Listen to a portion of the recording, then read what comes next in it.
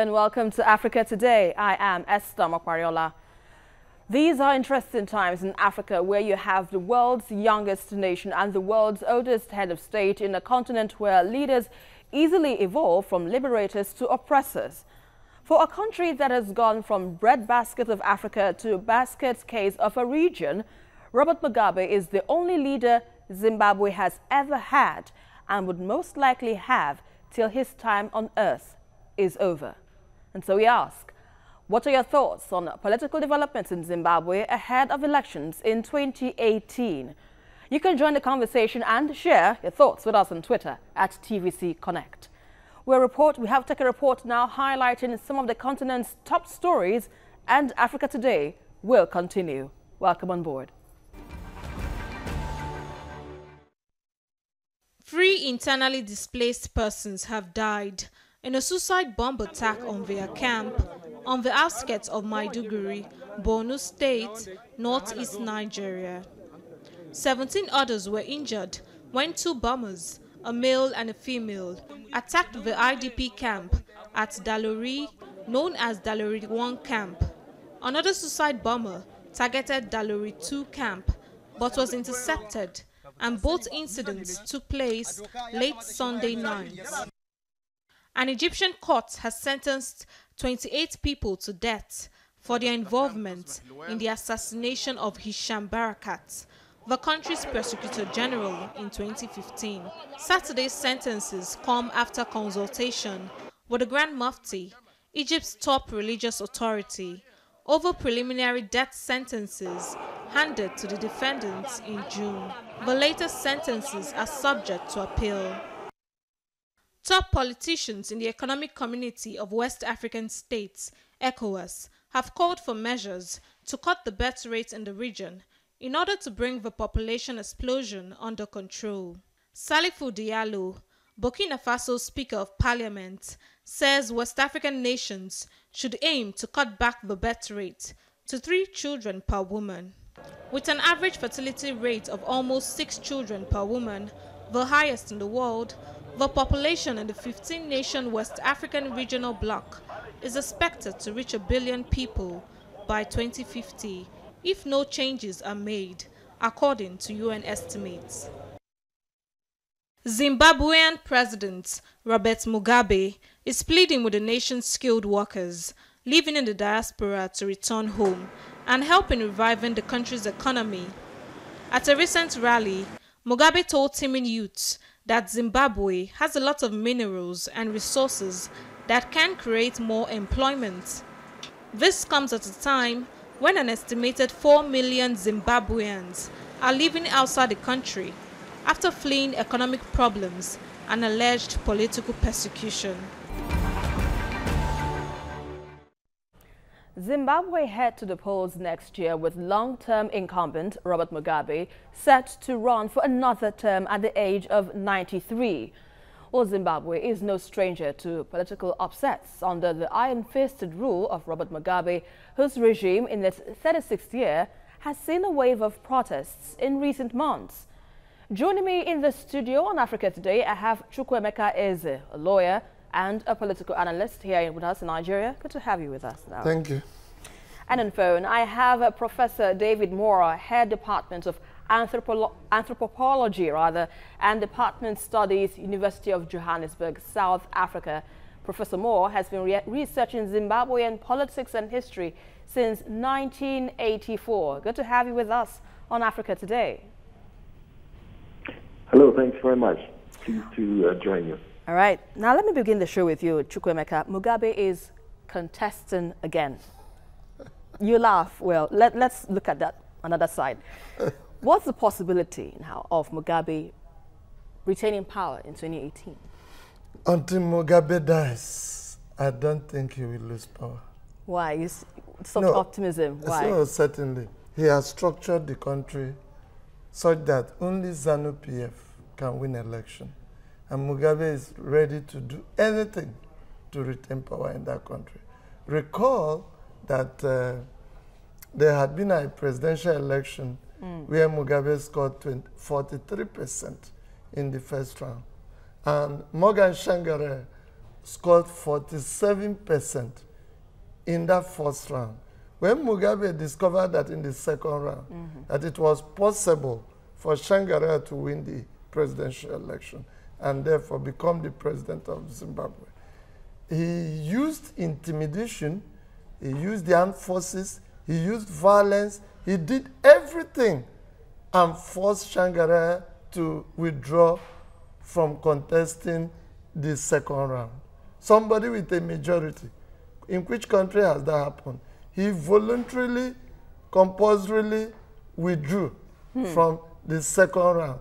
It was then that the South African Development Community talked Tsvangirai into entering into an unholy political marriage which held sway between 2009 and 2013, in which Tsvangirai became the prime minister and Mugabe retained the position of president. That was the nearest he could lose power. Mugabe will not allow that to happen again. Professor David, do you share the same sentiment with Chukwuemeka Eze? But let me ask you this, how likely is the long-time opposition, the MDC, on sitting the incumbent? Yeah, I'm having a bit of difficulty hearing you, but I think I get the gist of what my colleague is saying, that it'll be a long time before ZANU-PF gives up power in an election which is free and fair. And I think the opposition doesn't have too much of a chance in the next election, which is in about a year from now, because ZANU-PF has really got all the tricks of fixing elections, and already some militia camps are setting up and harassing people from the MDC, and a coalition of the MDC with some other parties doesn't seem too likely to come off. I think that the most interesting things now are the two camps within the ZANU-PF, which are jostling to replace the president, or if the president Mugabe dies, who would take over. So one of them led by the vice president Emerson Mnangagwa. Some people call him the crocodile, and the other one is led by, especially the information minister, or the former information minister, which I'm sure lots of people in the media up your way would know about, would be Jonathan Moyle, the G40, and they seem to be coalescing or pushing forward the idea that the First Lady, Grace Mugabe, might be the next candidate. So the interesting things seem to be happening within the ruling party, and also I think within a new generation of opposition. But for that generation, I think we would be thinking more of 2023 rather than the next election in 2018. And they're preparing for the long term. So that's my kind of prognosis for the next couple of years anyway. What an analysis there. But let's hold your thoughts for now. We need to go on a very quick break here. We've been looking at political developments in Zimbabwe ahead of elections next year. Stay with us for more discussions in just a moment.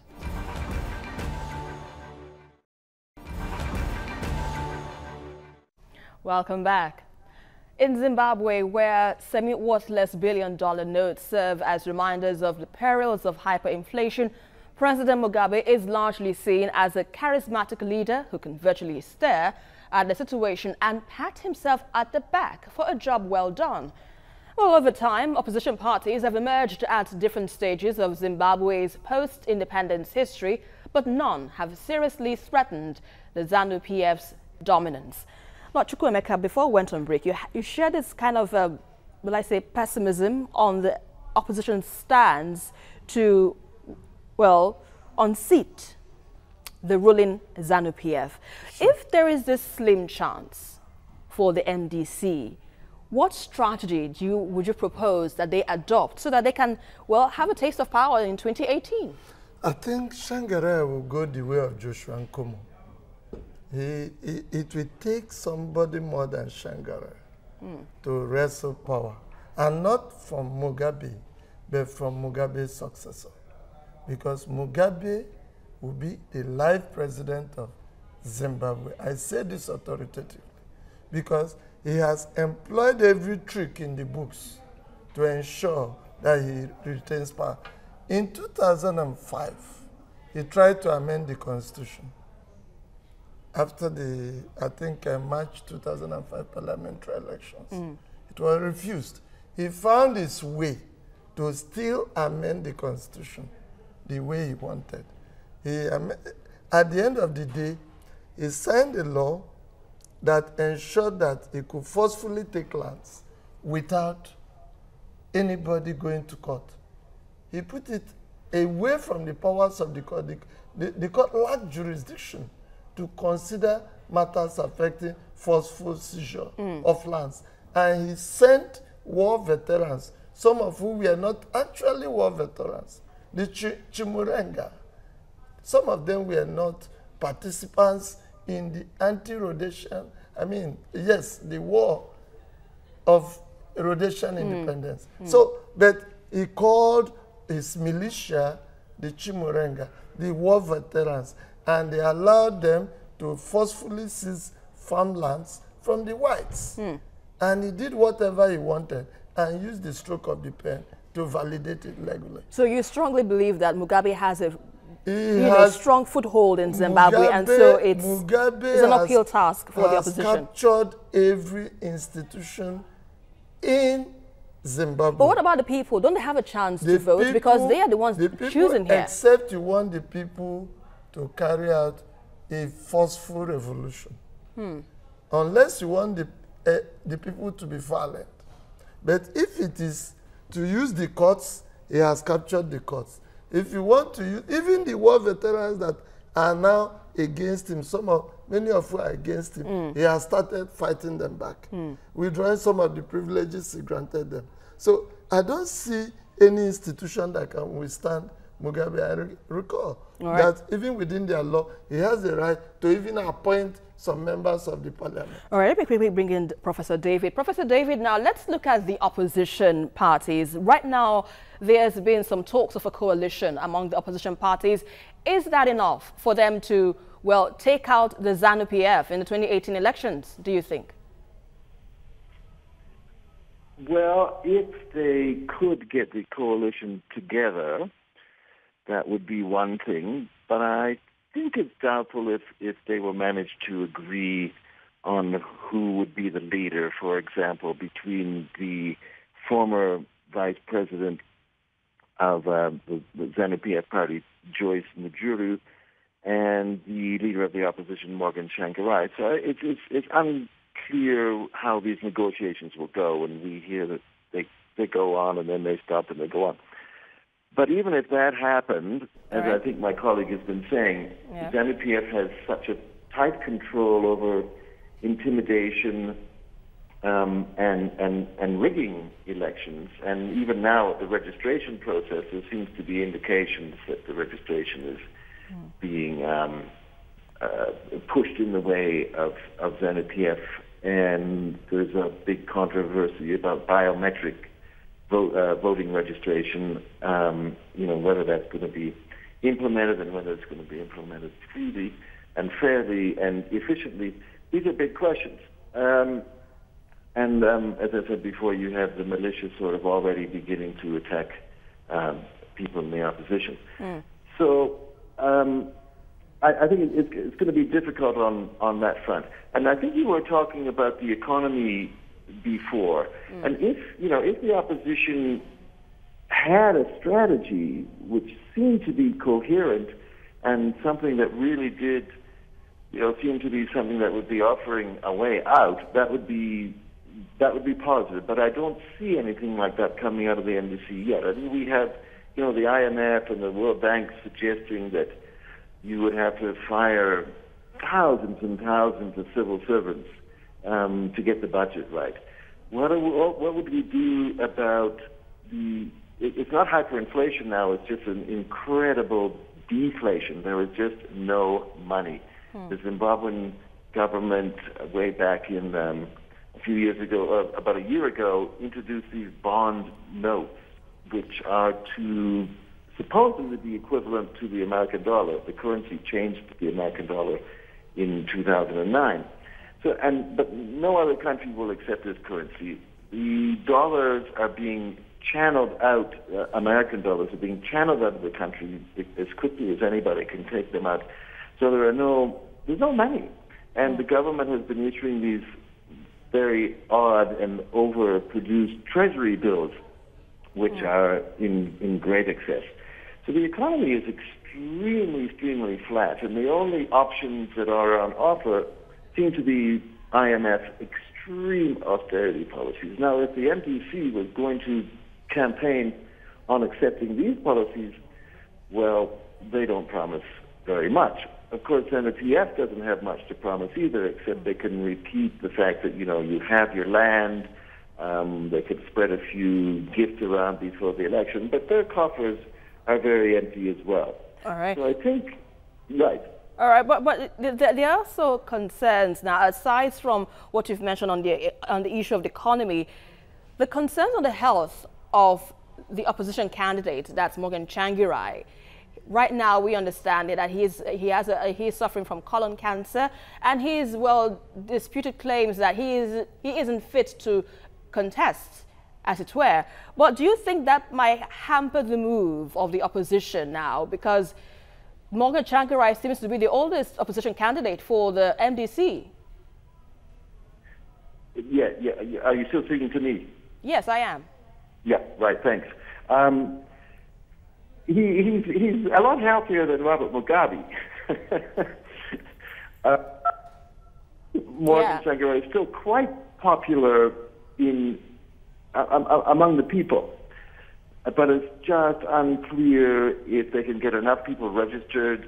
In 2013, they didn't get enough people registered. That was one problem, aside from the intimidation and the million missing ballots and the fact that the ZANU-PF-controlled electoral commission didn't even release a voter's roll until one day before the election. Aside from all those other things, the MDC was not really very good at doing the hard work of registering voters. I think they're trying to do that now, but they're going to run into difficulties because these youth gangs and so on, the youth militia, are going to make things difficult. Now, Morgan Tsvangirai has exceeded, he kind of finagled the party's constitution to stay on for one more term. If he doesn't win this election, I don't think it's going to be very easy for him to hang on as a leader. So then, as we get up to 2023, there'll be competition within the MDC to have a new leader. And some of the coalition politics we've been talking about in the current moment, some of which come out of splits in the MDC in previous years, they will become more interesting, and we'll have a contest with, I think, a new generation. Within ZANU-PF, President Mugabe can't live forever. Indeed. So let's say 2019, 2020, we also might have a new generation emerging. All right. And that generation, that younger generation, seems to be schooled in the schools of violence and repression and intimidation and the sorts of stories we're hearing about these militia camps. All right. Let's leave it for now. That would make even a more difficult situation, but I think at least you would have an MDC which, had been through a lot of fights, and the younger generation would have been through a lot of fights, and they might have some interesting policies. Okay. Professor David Moore, we have to leave it for now with you, but thanks a lot for your analysis on the show. Now, Chukwuemeka, let's quickly wrap it up with you now. You've heard David's perspective on this, but aside from all that he said, what other options are open to the opposition now that it seems a bit tough for them? I think if it were just planning and campaigning, one could have hope for the opposition. Recall that MDC came into the political life of Zimbabwe in 1999. And there was greater hope for them to win elections between 2002 and 2005. In fact, 2008 was their year.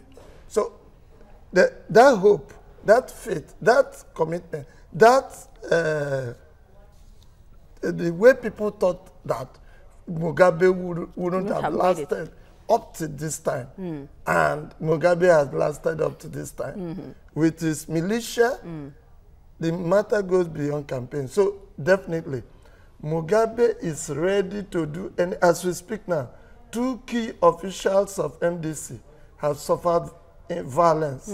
As we speak, about 1 year to the election, one's hotel, one of them has his senior official, has his hotel burnt in the, I think, in the capital. And the other one has the windows of his house totally shattered. So, and we are yet to get close to the election. So, Mugabe uses both official and unofficial violence. And these are incorporated. And isn't there a way for this to be stopped so that we can have a peaceful election in the end of the day? That is the power of incumbency. You cannot stop him. You cannot stop him. He's a veteran. He's a warrior. So that means other regional bodies on the continent of Africa have little or nothing to do. This is a man that has withstood sanctions from the West. So Southern Africa Development Community, they can try, they can advise, but they have limitations. Remember the principle of sovereignty, pursuant to Article 2, Paragraph 7 of the United Nations Charter. So, all right, but briefly, what will Zimbabwe be better off without Mugabe? Yes, the answer is yes. Zimbabwe will be better off, not just without Mugabe, but with somebody better than Mugabe. Because you can get somebody worse than Mugabe. All right, let's hope that you do not get someone worse, but hope that the country gets better off after Mugabe. That's our wish. Thanks a lot. Chukwuemeka Eze for analysis, quite extensive, on Africa Today. All right, thank you. Well, Zimbabwe finds itself in a familiar territory where politics where the need for change is glaring, but the chance for an upset at the ballot looks weak. For a country where survival is an immediate priority for most of the people, it is hard to imagine what the future holds for Zimbabwe without Mugabe ahead of the 2018 presidential elections. And that is our package for today. But don't forget to join the conversation as usual on Twitter @TVC Connect. And also follow me for updates around Africa at Esther TVC News. Until the next one, I am Esther Mokwariola, and always remember, this is Africa. Bye for now.